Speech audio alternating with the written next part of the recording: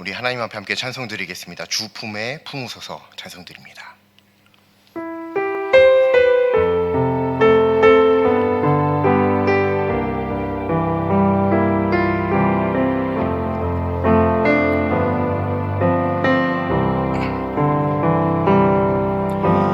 주 품에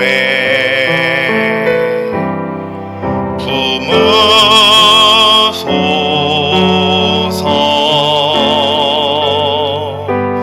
능력에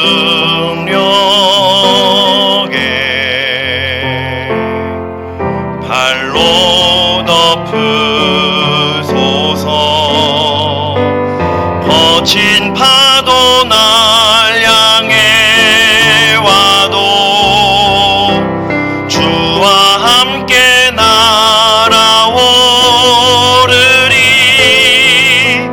폭풍 가운데 나의 영혼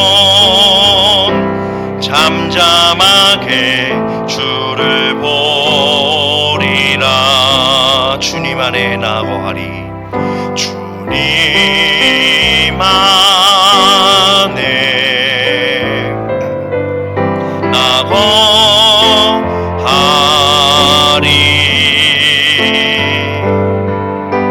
주 능력 나 잠잠히 믿네. 거친 파도 날 향해 와도 주와 함께 날아오르리. 폭풍 가운데 나의 영혼 잠잠하게 주를 보리라.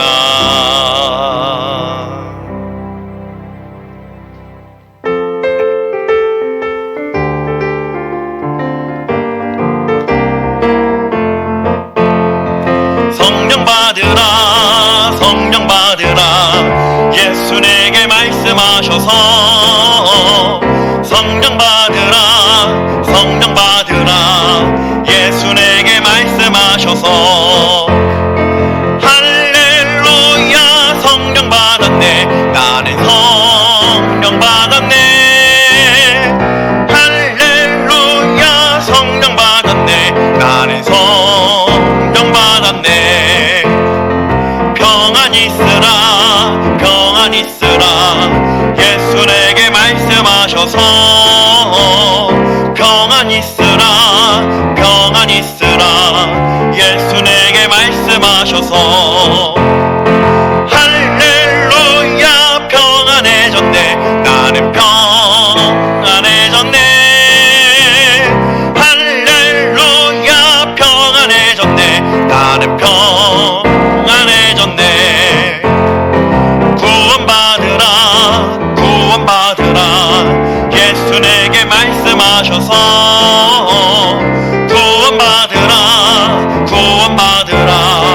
예수 내게 말씀하셔서. 할렐루야. 구원받았네. 나는 구원받았네. 할렐루야. 구원받았네. 나는 구원받았네. 축복받으라. 축복받으라. 예수 내게 말씀하셔서. 축복받으라. 축복받으라.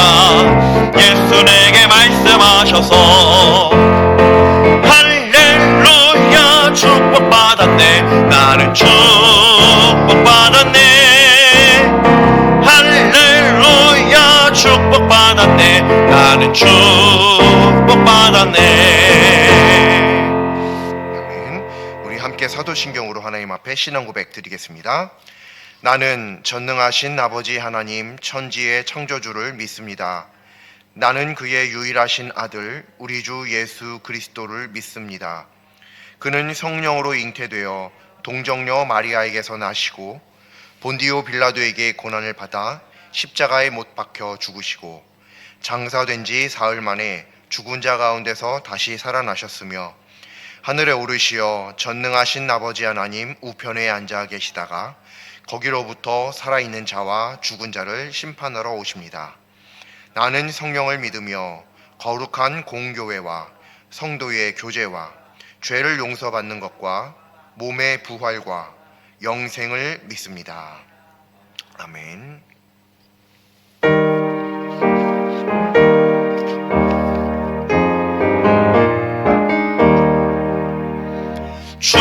주님께 영광, 다시 사신 주, 사망 권세 모두 이기시었네.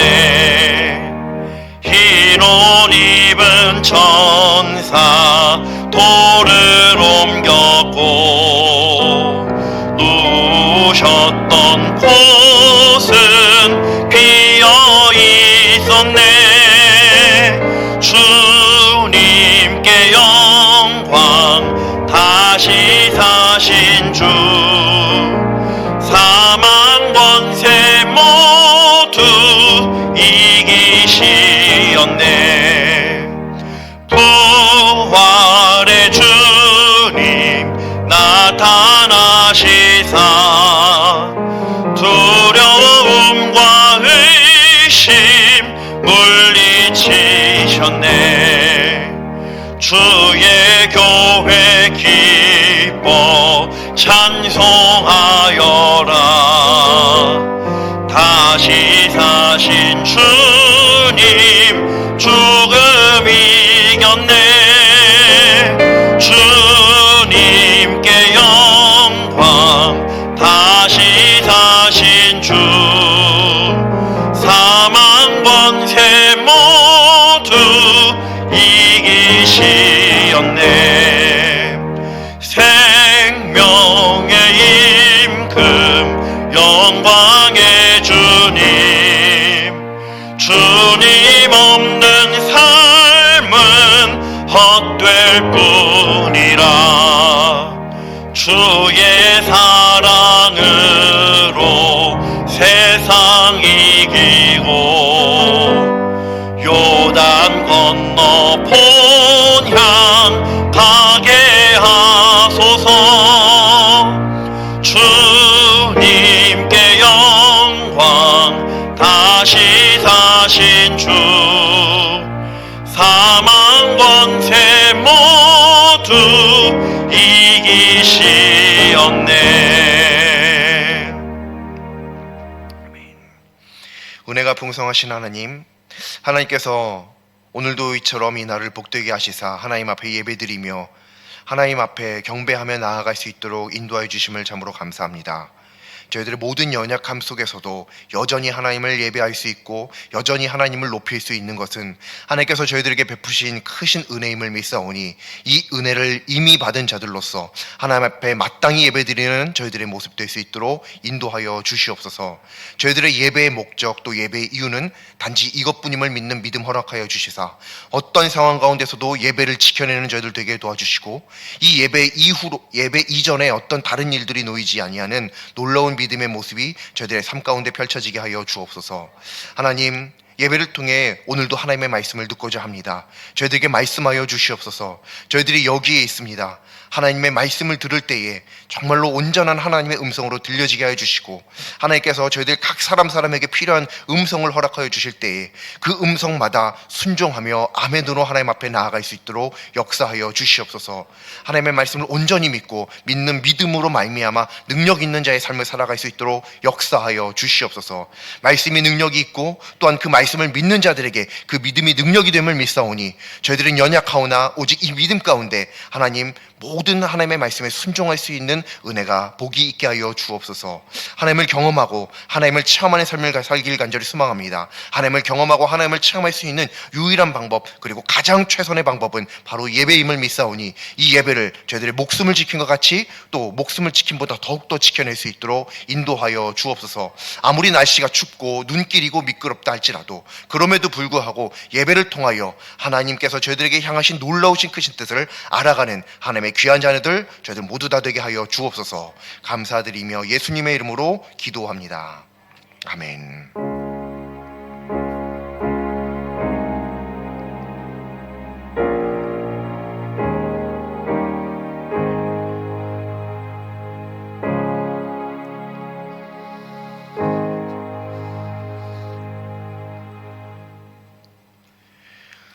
오늘 하나님 말씀 함께 보시겠습니다. 오늘 하나님 말씀은 구약성경 출애굽기 24장 4절부터 8절까지 말씀입니다. 구약성경 출애굽기 24장 4절부터 8절까지 말씀입니다. 24장 4절부터 8절까지 제 성경책으로 119쪽입니다. 출애굽기 24장 4절부터 8절까지 말씀 함께 합독하겠습니다. 모세가 여호와의 모든 말씀을 기록하고 이른 아침에 일어나 산 아래에 제단을 쌓고 이스라엘 12지파대로 12기둥을 세우고 이스라엘 자손의 청년들을 보내어 여호와께 서로 번제와 화목제를 드리게 하고 모세가 피를 가지고 반은 여러 양푼에 담고 반은 제단에 뿌리고 언약서를 가져다가 백성에게 낭독하여 듣게 하니 그들이 이르되 여호와의 모든 말씀을 우리가 준행하리이다. 모세가 그 피를 가지고 백성에게 뿌리며 이르되 이는 여호와께서 이 모든 말씀에 대하여 너희와 세우신 언약의 피니라. 아멘. 예배는 그리스도인에게 있어 생명의 목적입니다. 믿으셔야 됩니다. 예배는 그리스도인에게 있어 생명의 목적입니다. 우리들이 살아가는 이유라는 겁니다. 물론 하나님의 자녀들이 건강한 것도, 또 부유하게 살아가는 것도, 또 다른 사람들과의 관계 속에서 인정받으며 살아가는 것, 이런 수만 가지 등등을 하나님께서 당연히 원하십니다. 우리들에게 수많은 것들을 하나님께서 복으로 주시고 또 그렇게 살아가기를 원하시는 하나님이십니다만, 그 하나님께서 그것들보다 더욱더 우선시 중요시 하시는 것이 있으니 그것이 바로 하나님을 예배하는 것이라는 것이죠. 이 예배하는 가운데 하나님께서 우리들에게 베푸시는 여러 가지 복들은 부수적인 차원의 것들인 것이지 그것이 우리의 삶의 목적이 되지는 않습니다. 우리가 삶의 목적인 예배를 온전히 지킬 때 하나님께서 우리들에게 여러 가지 건강의 복도, 또 재물의 복도, 관계의 복도, 이런 수많은 여러 가지 복들을 허락해 주신다는 것이죠. 그래서 어떤 이 예배 외에 어떤 다른 것으로 하나님을 기쁘시게 할 것이다 라는 생각으로 경거망동하기보다는 이 예배에 생명을, 목숨을 거는 하나님의 자녀들이 바로 우리 모두가 될 수 있기를 간절히 소망합니다. 온전한 예배 드리는 예배자 우리 모두가 될 수 있기를 소망합니다. 잘 아는 바와 같이 모세는 시내산에서 하나님께서 직접 두 돌판에다가 계명을 써 주셨죠. 그것을 우리는 십계명이라고 부릅니다. 이 십계명을 써 주셨고 이 십계명은 모세가 시내산에 올라가서 하나님께로부터 받은 말씀입니다. 그리고 하나님께서 직접 그 돌판에 직접 써 주셨죠. 우리가 여기 이 말씀은 굉장히 잘 알고 있습니다만 그 이전 이후에 나와 있는 말씀들을 한번 자세히 살펴보시길 바랍니다. 성경을 보면 분명히 알 수 있지만 모세가 이스라엘 백성들이 그 시내 산에서 받은 하나님의 말씀이 십계명만 있는 것이 아닙니다. 다른 말씀도 받았습니다. 그리고 지금 이 십계명은 하나님께서 모세에게 주실 때 돌판에다가 하나님께서 직접 말씀을 기록해서 주신 것이지만 이전 말씀을 보면 모세가 시내 산에 한 번 더 올라갑니다. 한 번 먼저 올라간 적이 있습니다. 십계명을 받기 전에요. 그때 모세가 하나님의 말씀을 적어서 내려온 적이 있습니다. 한 번은 모세가 적어서 내려오고요. 두 번째 올라갔을 때는 하나님께서 적어서 주시고요. 이렇게 되는 순서들이 있습니다. 근데 이 부분에 대한 말씀들은 잘 모르죠. 왜냐하면 이 십계명이라고 하는 이 말씀이 너무나도 귀한 말씀이기 때문에 여기에 보통 많이들 시선을 집중하기 때문에 그 앞뒤에 있는 말씀들이 어떤 말씀들이 있는지 잘 기억하는 분들이 많지 않습니다. 모세가 하나님의 말씀을 기록하고 내려옵니다. 그리고 이전 이후의 말씀들을 보면 그 말씀이 어떤 말씀인지도 성경에 자세하게 또 기록이 되어 있기도 합니다. 자, 그래서 우리는 성경을 딱 보면은 날로 이렇게 새로운 말씀들을, 내가 성경을 이만큼 읽었으니 많이 알고 있는 줄 알았는데 사실은 극히 일부만 알고 있다는 사실을 읽으면 읽을수록 깨닫게 됩니다. 그래서 우리는 성경을 죽을 때까지 읽어도 늘 새롭게 읽을 수 있는 줄로 믿습니다. 하나님께서 정말로 귀한 책을 우리들에게 주셨죠. 자, 어느 날 하나님께서 이 책 가운데 말씀하십니다. 모세에게 말씀하시죠. 아론, 나답, 아비후, 그리고 이스라엘의 70 장로들을 데리고 올라와라. 시내산으로 말이죠. 이스라엘이 지금 시내산 바로 밑에 진을 치고 머무르고 있었거든요. 하나님께서 그쪽에 이제 오라고 하셨기 때문에 그쪽에서 머물고 있었는데, 어느 날 하나님께서 모세에게 말씀하시기를 너랑 아론이랑 나답, 아비후, 그리고 이스라엘의 70 장로들을 다 데리고 산으로 올라와라. 그리고 나머지 백성들은 절대 올라오지 못하게 해야 되고, 그들은 올라오되 어느 정도까지만 올라오고 나머지는 다 그 자리에서 머물고, 모세 너만 거기서 좀 더 올라와라. 그리고 거기에서 하나님께서 모세와 만나시죠. 하나님께서 이것을 명령하십니다. 그게 1절 말씀, 2절 말씀, 4절 말씀 이렇게 쭉 나옵니다. 그리고 이 4절 말씀이 시작하는 부분을 보면 모세가 여호와의 모든 말씀을 기록하였다는 그런 말씀이 기록되어 있죠. 우리가 읽은 첫 번째 말씀입니다. 그 다음에 모세가 한 일이요, 오늘 우리가 읽었던 것과 같이 모세는 하나님의 말씀을 다 적어가지고 내려옵니다. 받아가지고 내려옵니다. 그리고 나서 첫 번째 한 일이 있습니다.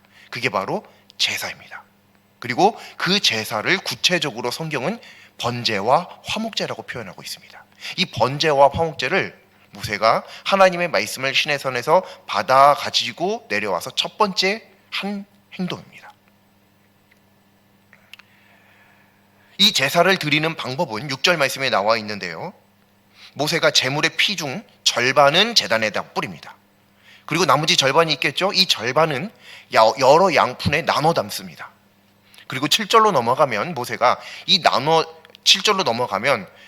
모세가 이제 자기가 적어온 하나님의 약속의 말씀이 있죠. 그 언약서를 가져다가 백성들 앞에서 쭉 읽습니다. 낭독합니다. 그리고 그 낭독된 말씀을 대하여서 이스라엘 백성들이 하나님의 말씀대로 다 준행하겠다라고 고백하죠. 그 다음에 모세가 절반 양푼에 담은 피들이 있죠. 그걸 가지고 이스라엘 백성들에게 뿌립니다. 이게 오늘 우리들이 함께 읽은 4절부터 8절까지에 나와 있는 말씀입니다. 줄거리입니다. 굉장히 쉽게 표현한 것이죠. 그러면서 이제 모세가 이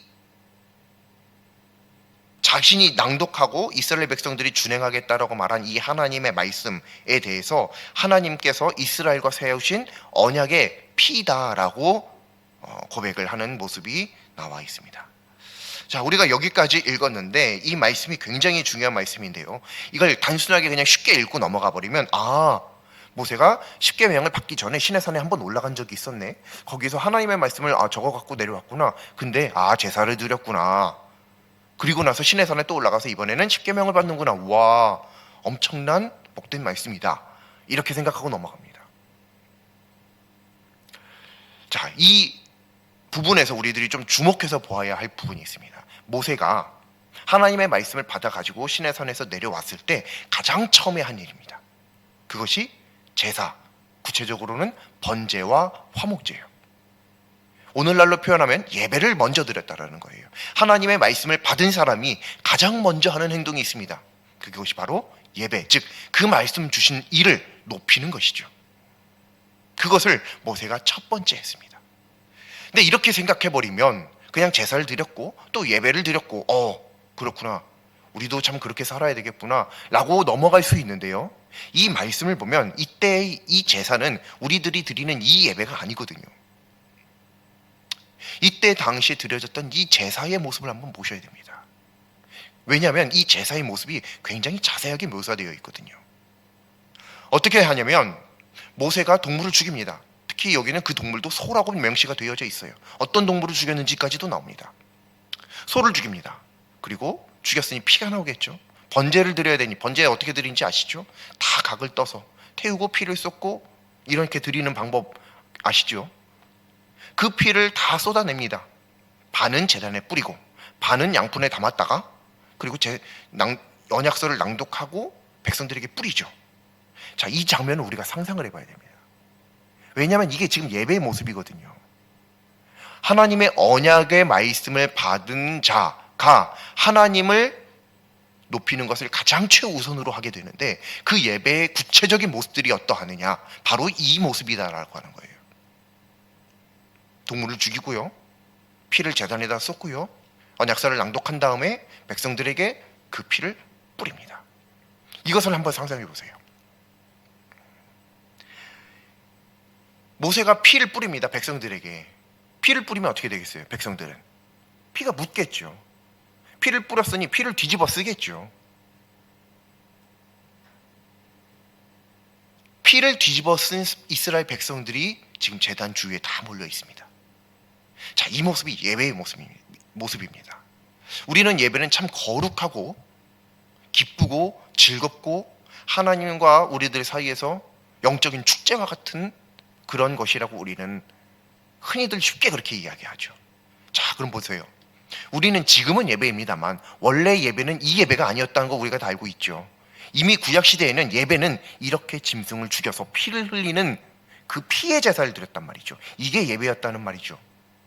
그런데 이 피의 제사의 장면을 우리가 한번 좀 상상해 볼 필요가 있다는 거예요.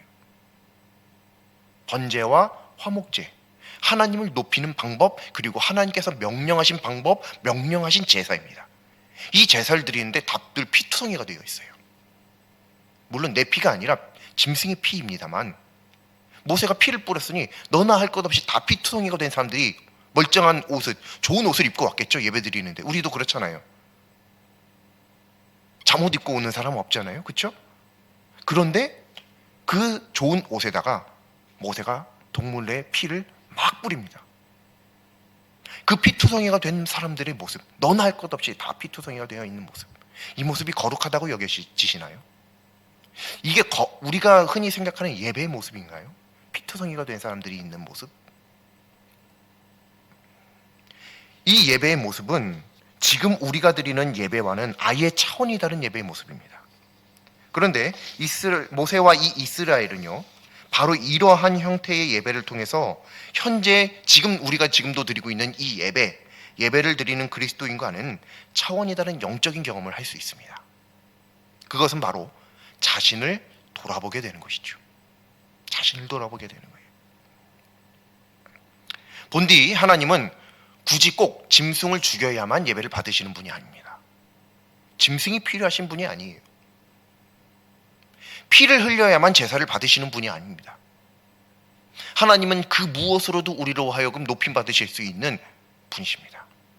그런데 하나님께서 왜 이렇게 짐승을 이렇게 반으로 쪼개고, 그것도 모자라서 마디마다 이렇게 분해하고 피를 뿌리고 쏟고 태우고 하는 이런 장면들, 내가 만약에 거기 있었다고 하면 굉장히 잔인하다라고 생각되지 않을까요?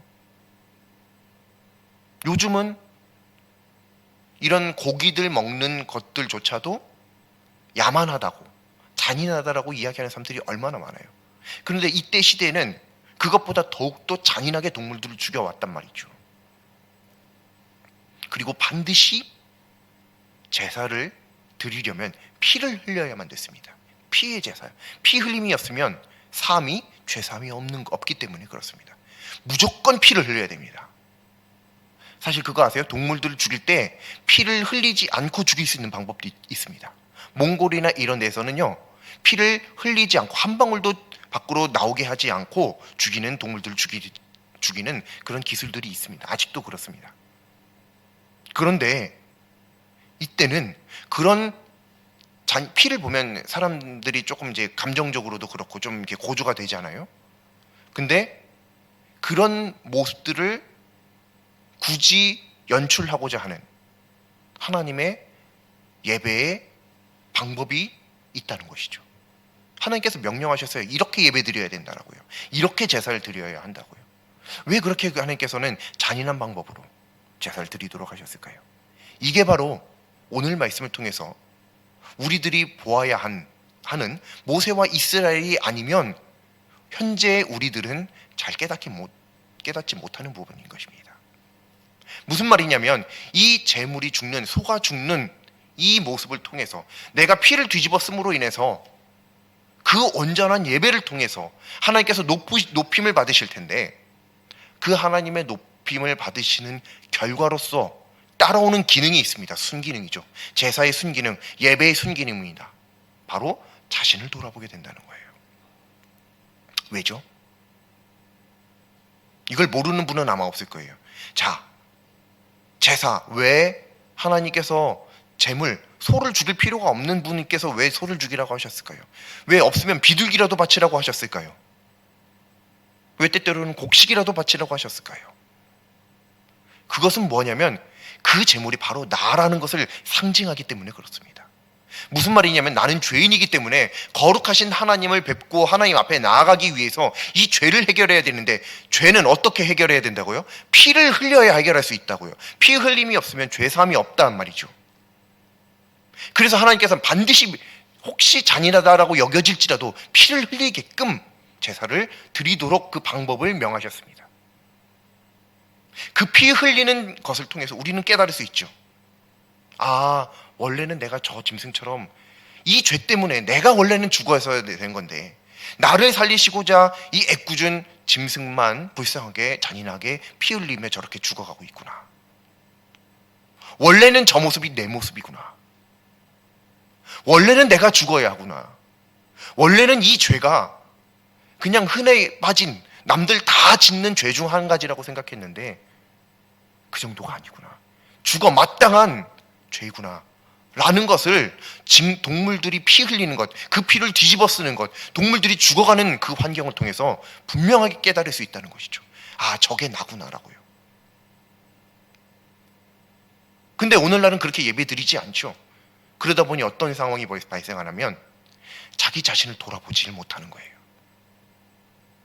자, 예배를 드릴 때는 당연히 우리는 하나님을 높이는 겁니다. 그렇기 때문에 하나님 한 분만 바라보아야 함을 마땅합니다. 그런데 하나님 한 분만 온전히 바라보는 예배를 드린다고 한다면 그 예배의 결과로서 당연히 무조건 누구에게든지 따라오는 결과가 있으니 그것이 바로 자신을 돌아보게 되는 것. 무슨 말이냐면 내가 얼마나 더럽고 추악한 죄인인지가 깨달아지게 된다라고 하는 것입니다. 조금 바꿔 말하자면 내가 죄인이라고 하는 것, 내가 그래도 이만큼 의롭게 살았는데, 내가 그래도 이만큼 하나님을 믿으며 살아왔는데, 내가 그래도 이만큼 하나님의 여러 가지 사역들을 하면서 살아왔는데 내가 아직도 죄인인가? 라고 생각할 수 있는 교만한 자들에게 하나님께서는 이 예배를 통해 너는 원래 100번, 10,000번을 죽어도 부족한 사람이구나, 이었어 라고 하는 것을 깨닫게 해주신다는 것입니다. 근데 이게 그냥 깨달아지냔 말이죠. 다 자신은 의로운 줄 알고 있습니다. 다 자신은 옳은 줄 알고 있어요. 자신에게 어떤 오류도 없을 거라고 생각합니다. 있다 할지라도 지금은 아닐 거라고 생각할 것입니다. 왜냐하면 지금 내가 옳은 말을 하고 있기 때문에 말이죠. 옳은 행동을 하고 있기 때문에 그렇죠. 아무도 나의 허점을 발견하지 못했기 때문에 그렇죠. 그러나 그렇게 생각하는 사람들이 자기 자신의 더러움과 추악함을 깨닫게 되는 결정적인 때가 있습니다. 그때가 언제냐? 자기 자신을 볼 때, 자기 반성할 때? 아닙니다.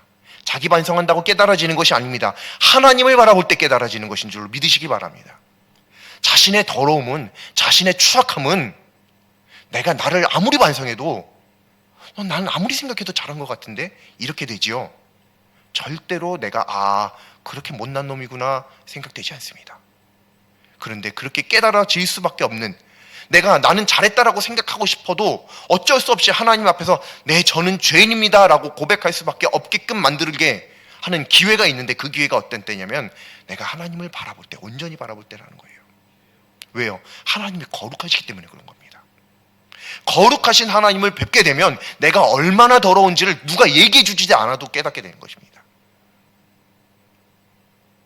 온전하신 하나님, 깨끗하신 하나님, 전능하신 하나님을 우리가 뵙게 되면 내가 얼마나 어리석고 연약한 존재인지를 누가 얘기해 주지 않아도 깨달아지게 됩니다. 내가 인정하고 싶지 않아도 인정할 수밖에 없게끔 됩니다. 그래서 중요한 것이 하나님을 만나는 것이에요. 하나님을 만나는 것에서부터 나의 죄가 고백될 수 있고 거기서부터 구원이 시작되는 것이죠. 영생이 시작되는 것입니다. 그것을 통해 천국 백성이 되는 것입니다. 그런 의미에서 우리는 하나님을 믿는 그리스도인입니다 라고 고백을 할 텐데, 바로 이렇게 자기 자신을 돌아볼 수 있는 믿음의 사람, 그리스도인 되실 수 있기를 간절히 소망합니다. 그러려면 어떻게 해야 되냐면 오늘 말씀처럼 자기 자신을 돌아봐야 되는데, 자기 자신을 돌아볼 수 있는 방법은 무엇이냐면 하나님을 바라보는 것이라는 거예요.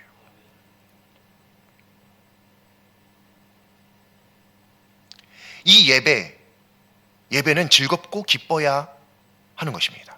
축제와 같은, 영적인 축제와 같은 것이 바로 예배이죠. 그렇다면 즐거운 예배, 기쁨의 예배란 도대체 어떤 예배일까요? 우리가 감정적으로 기쁘고 즐거우면 즐거운 예배, 기쁨의 예배일까요?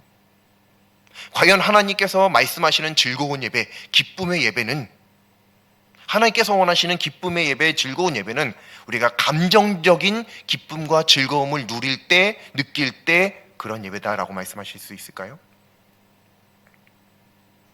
정말로 우리들에게 큰 기쁨이 되고 즐거움이 되는 건 뭐죠?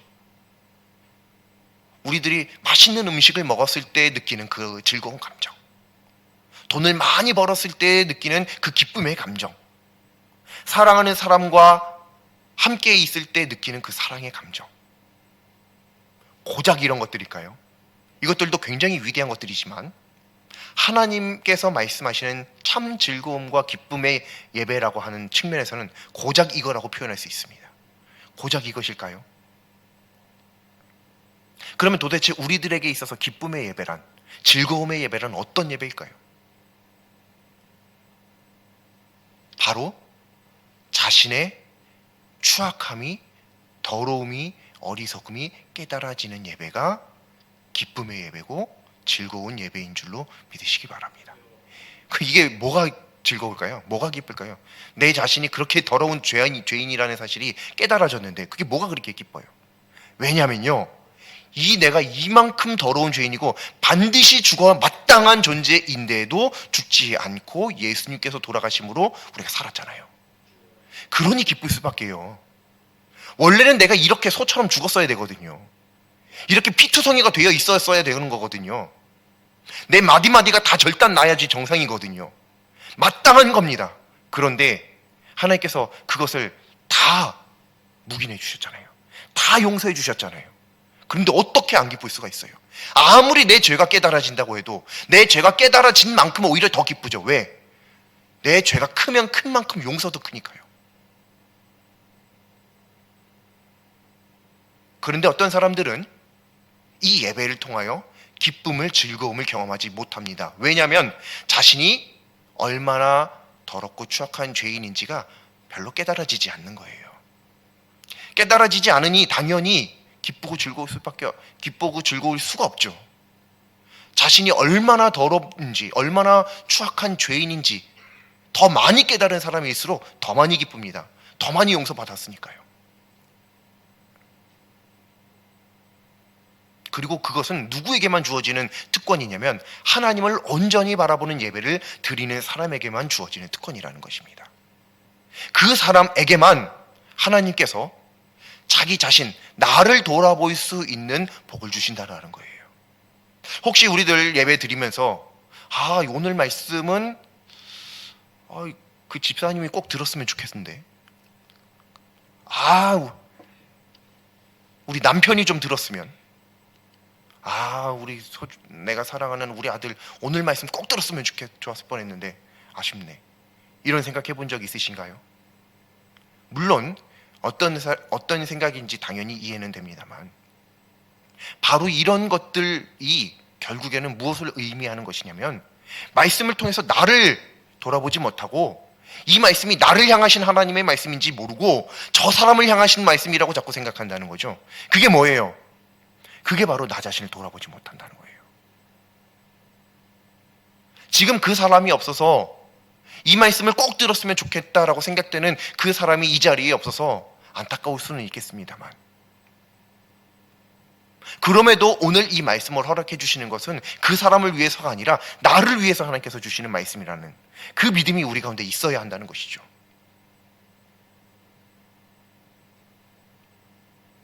약간 어떤 찔리는 말씀 듣게 되면 이건 내가 아니고 저 사람이 들었었어야 되는 건데 지금 저 사람 듣고 있겠지? 찔리겠지? 이 말씀 듣고 좀 바뀔라나? 변화가 있을까? 하나님 앞에 회개해야 할 텐데. 맞습니다. 당연히 회개해야죠. 그 사람도 회개하고 하나님 앞에 돌아와야 되는 사람 맞습니다.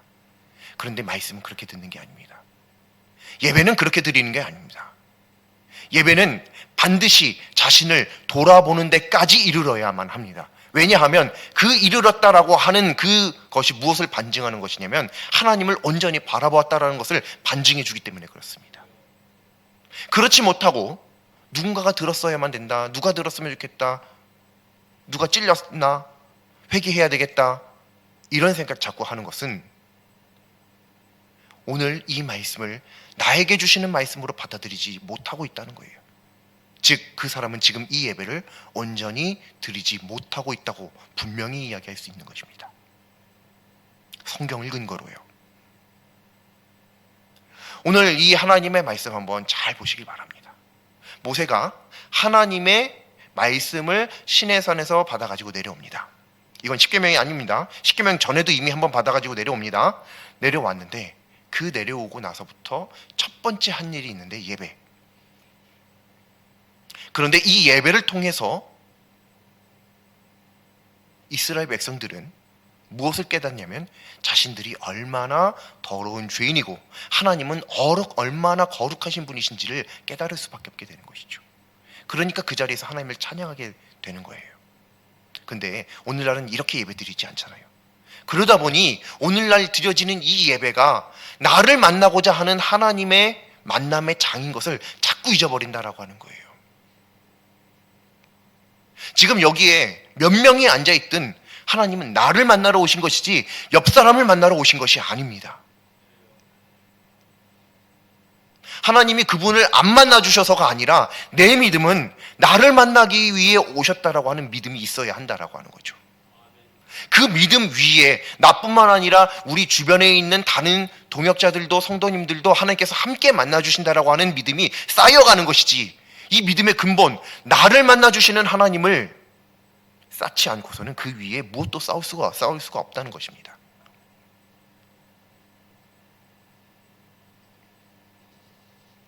이 피의 제사 오늘날 똑같이 드리지 않습니다. 하지만 예배는 언제나 동일하게 드려지고 있습니다. 그렇다면 우리의 온전한 예배, 말씀의 제목이죠. 온전한 예배는 도대체 어떠한 예배여야 할까요? 정말로 기쁘고 즐거운 예배, 축제와 같은 예배, 무엇이 기쁘세요? 무엇이 즐거우세요? 내가 인정받는 예배라서 예배 가운데 박수 받으면요, 오늘 특별히 찬양을 했는데 실수도 안 하고 잘했네요. 오늘 이렇게 연습을 했는데 잘했네요. 오늘 졸지 않고 예배 잘 드렸네요. 오늘 예배 시간에 늦지 않고 잘 왔네요. 겨우 이런 것들로 기뻐하실 건가요? 아니면 하나님, 오늘 이 예배를 통해 정말로 제가 얼마나 더러운 죄인인지가 깨달아집니다. 그런데 이 마땅히 죽어 마땅한 저를 예수님 그 귀한 분을 피 흘리면서 용서해 주시니 얼마나 감사한지 모르겠습니다. 저는 그것 때문에 기쁩니다.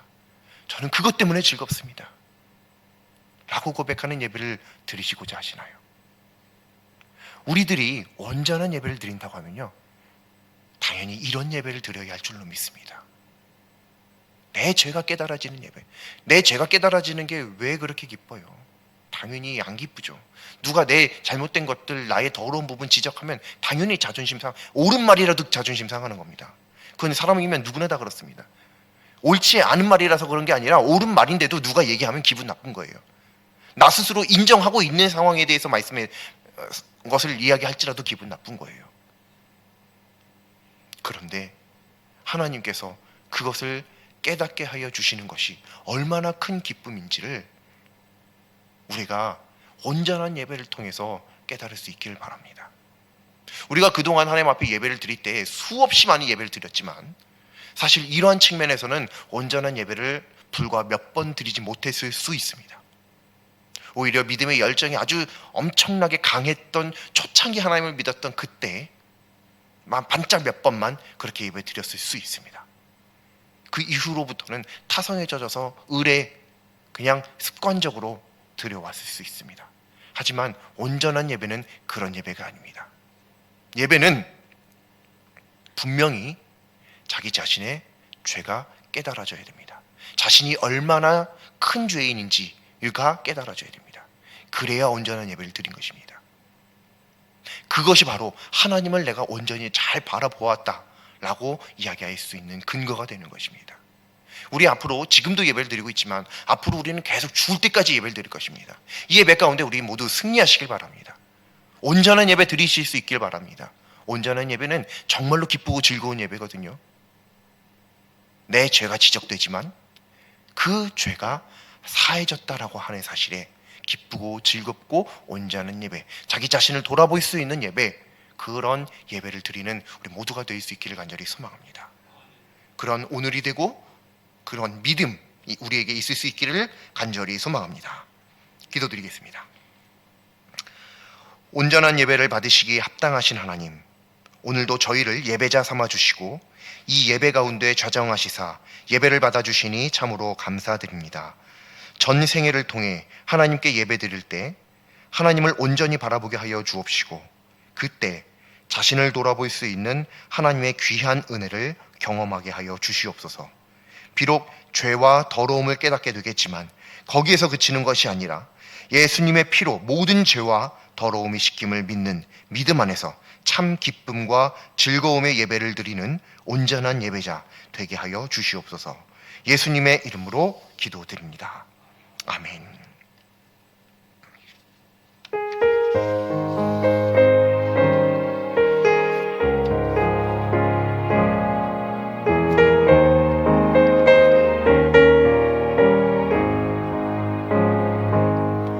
내 영혼의 그 깊이 깊은 데서 맑은 가락이 울려나네.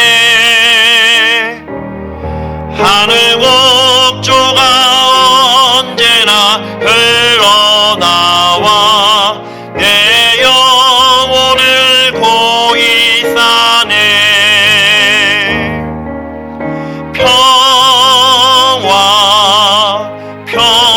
평화로다 하늘 위에서 내려오네. 그 사랑의 물결이 영원토록 내 영혼을 덮으소서.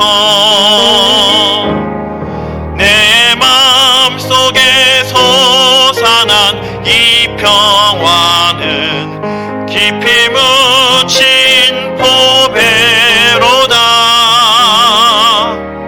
나의 보화를 캐내어 가져갈 자 그 아무도 없으리라.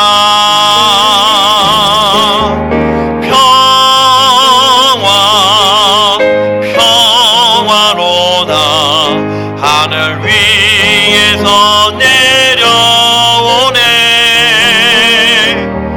그 사랑의 물결이 영원토록 내 영혼을 덮으소서.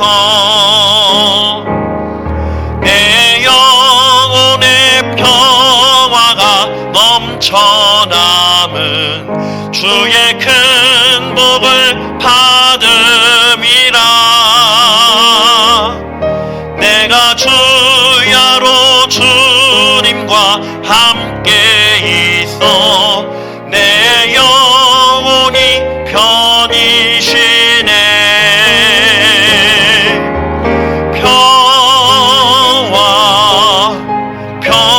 평화로다 하늘 위에서 내려오네.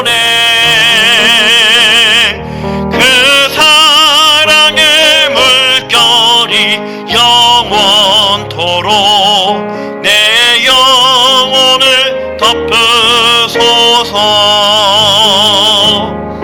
이 땅 위에 험한 길 가는 동안 참된 평화가 어디 있나. 우리 모두 다 예수를 친구 삼아 참 평화를 누리겠네.